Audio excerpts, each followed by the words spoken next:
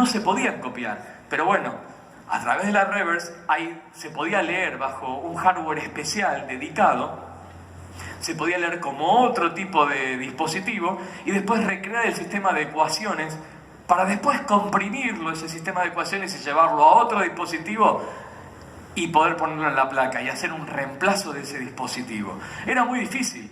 Y los microcontroladores y los custom chips, cuando vos tenías un microcontrolador, era muy difícil porque ese hardware era incopiable realmente.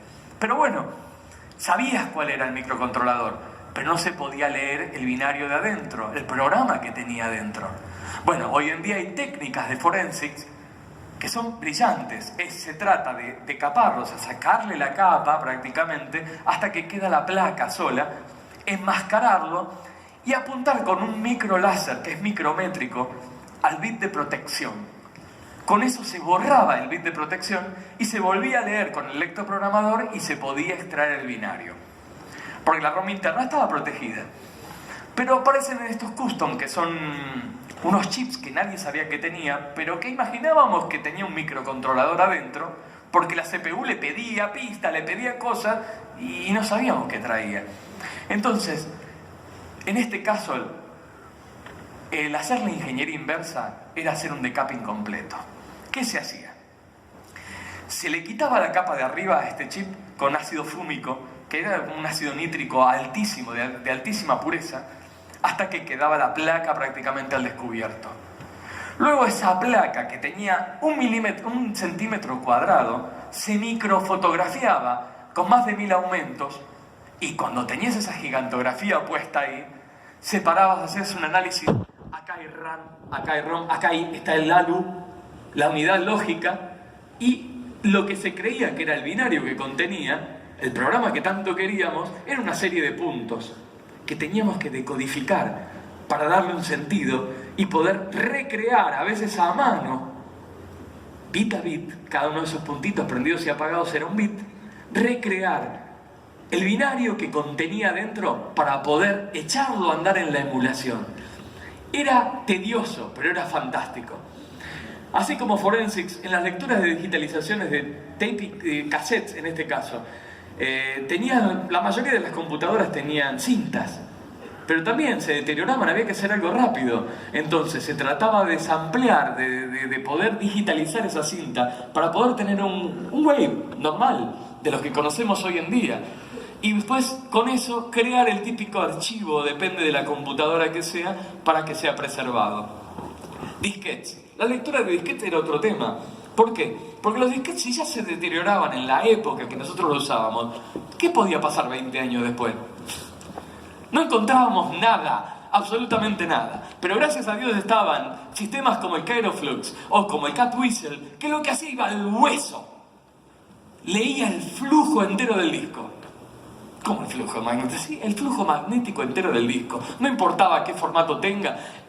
Se creía que era de tal formato, bueno, se intuía de esa manera y se leía totalmente el flujo magnético para poder obtener una lectura aproximada que después se podía llegar a corregir ese tipo de errores y tener al fin un dump, un resguardo del contenido de esos disquetes. Pasó después con los discos rígidos, los juegos que venían con discos rígidos, lo mismo que las computadoras. ¿Qué hacemos con estos discos rígidos? Se creó un concepto en el cual se hizo como una especie de container, como el AVI, un container de video. Bueno, pero esto es un container en el cual se creó un formato exclusivo de compresión, un CHD, Compressed Chroomcast of Software, que en realidad lo que hacía era tener un formato comprimido de una imagen RAW de ese disco. También apareció el problema con los CDs y DVDs, antes de que se termine esto, o sea, el problema de que los agarre el bitrot, se los coma el hongo, etc.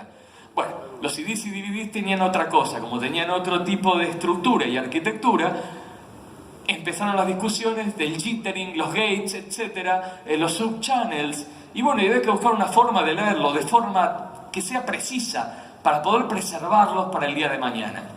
Y también se iban a ese mismo container que se había hecho, que se había creado para esto. Lecturas y digitalizaciones de Laserdisc. Este es un tema completamente diferente. El Laserdisc era un disco de 30 centímetros, como los long play de la época de los viejos, solo que era un disco a espejo, leído por un láser. ¿Cuál era la historia de estos Laserdisc? Que era analógico, no era digital como el CD o el DVD. O sea, mientras el DVD y el CD leía unos y ceros en las imperfecciones de la superficie reflectiva, estos lo que hacían era prácticamente crear una portadora a través de una modulación para poder levantar algo que era analógico. Y el sonido podía ser digital o analógico en varios tracks. Entonces era un problema. Porque algo analógico decís, bueno, ¿cómo lo hacemos? Existen métodos como el teorema de Nyquist-Shannon que te dice que tenés que digitalizar y samplear las cosas al doble del máximo ancho de banda que tenga esa lectura. De hecho lo ven en los CDs. Los CDs de audio son de 4400 el sampleo, porque la parte audible es de 22. Entonces, en realidad, cuando tomaron ese registro, lo pasaron al doble, justamente al doble. Eso es Nyquist-Shannon también. Y recortando las frecuencias que no servían. En este caso también pasó exactamente igual. Con esto de los Laserdisc hubo muchísimas cosas. ¿Por qué? Porque se utilizaban muchos códigos, primero, que no aparecían en las capturas. Se trataba de capturar con placas capturadoras. Pero no, ¿cómo vas a capturar con placas capturadoras cuando tenés cosas fuera de pantalla? Había códigos que eran time frames, eran códigos del lector, había códigos de los juegos que decían a qué frame tenías que saltar en el lapso del V-blank, o sea, en la parte no visible. Ustedes lo habrán visto a veces en las televisaciones, se les escapa un poquito abajo, que hay como unos puntitos abajo que corren. Bueno, esto es igual, estaba codificado fuera del área visual. Y esto se perdía si uno lo capturaba como una pantalla. Entonces, ¿qué había? Apareció la solución final. El Doomsday Replicator. Que era un hardware que hackeaba una lectora de Laserdisc para poder tomar la señal directamente del pickup láser y samplearla 8 veces el número de Nyquist. Fantástico. Es una herramienta de ingeniería inversa fantástica. Y con eso se terminaron los problemas. Ya no hubo discusiones que si el video estaba bien digitalizado o no, porque en realidad sí, ya tenía suficiencia como para poder ser preservado en todo esto. Ahora, antes de terminar esto, yo quisiera decirles algo. ¿Qué pasa cuando no tenés el hardware? Cuando no tenés el hardware, la cosa cambia muchísimo, porque tenés que ser muy intuitivo y la ingeniería inversa es cada vez mayor. Tenés que dedicarte a hacer cosas, como por ejemplo, mapear esas ROMs que tenés y intuir qué tipo de CPU tenés por el lenguaje, y con el lenguaje echarlo a andar con un mapa de memoria precario. Y saber qué hace el código, empieza a saber qué hace el código, empieza a escribir en tal lado. Ah, acá hay RAM, entonces intuís y ahí ponés lo que sería RAM de trabajo. Acá está inicializando este chip. Acá me parece que está escribiendo esto, que sabes que esa secuencia la viste en otro lado, y está inicializando un chip de entradas y salidas. Y así como esto, hay un montón de cosas que uno va poniendo. Dispositivos, cómo se comunican, y uno empieza a jugar con esas cosas. Y con las que no puede alcanzar también. Más de una vez uno tuvo que hacer, yo mismo tuve que hacer un par de veces, un troyano. Sí, es de aquel momento.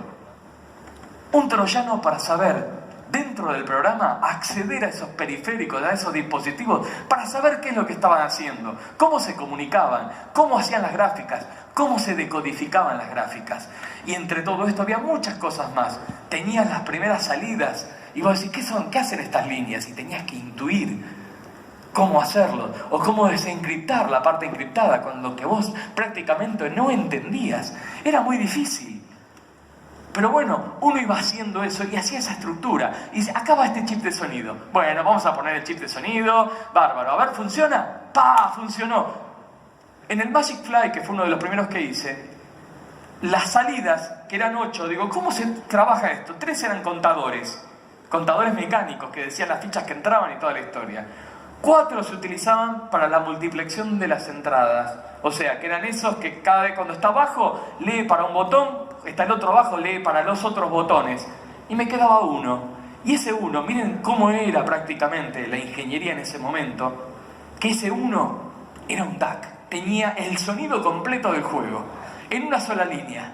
Era un Sigma Delta DAC y funcionaba a la perfección. Cuando lo conecté, empezó a tocar la musiquita determinada, que era la cucaracha, no me lo olvido más.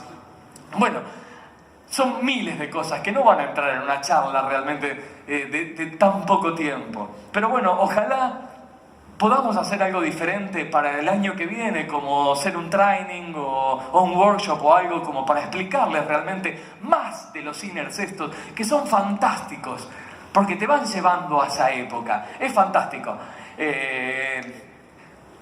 Tirame uno por favor para atrás, ahí está. Vamos a agradecer. Antes que nada voy a agradecer a la organización de esta Ecoparty, la 14ª, que hicieron lo imposible, porque lo imposible para poder traerme. Yo estaba muy lejos y bueno, con vuelos cancelados y problemas y paros, lo que sea, no bajamos los brazos. Aquí estamos.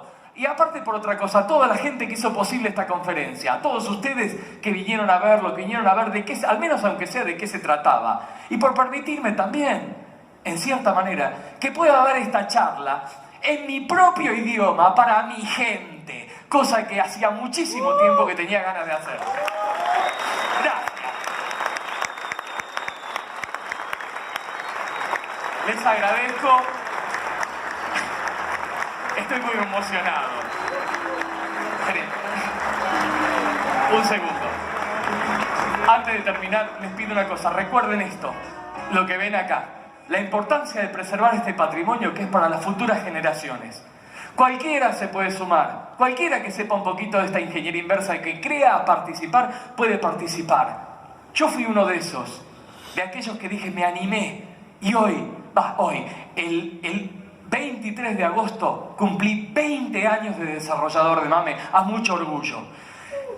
Aquí tienen los links de MameDev, de GitHub MAME en MameDev, para poder hacer un pull request si entienden algo del software, de cómo está hecho. Y si no, después del training del año que viene, espero que muchos de ustedes estén allí haciendo un pull request con algo diferente. Recreativas.org, que son los que hicimos muchos trabajos, entre ellos 2 grandes juegos impresionantes, que eran como Polybius, esos que no existían. Uno es El fin del mundo, que lo pudimos rescatar cuando decían que no existía, y el otro es el Nightmare. Yo estoy orgulloso de ser parte de la emulación de los dos, para preservarlos para toda la vida. Y el de abajo es el link de mi sitio donde pueden ver muchos de los trabajos que hago.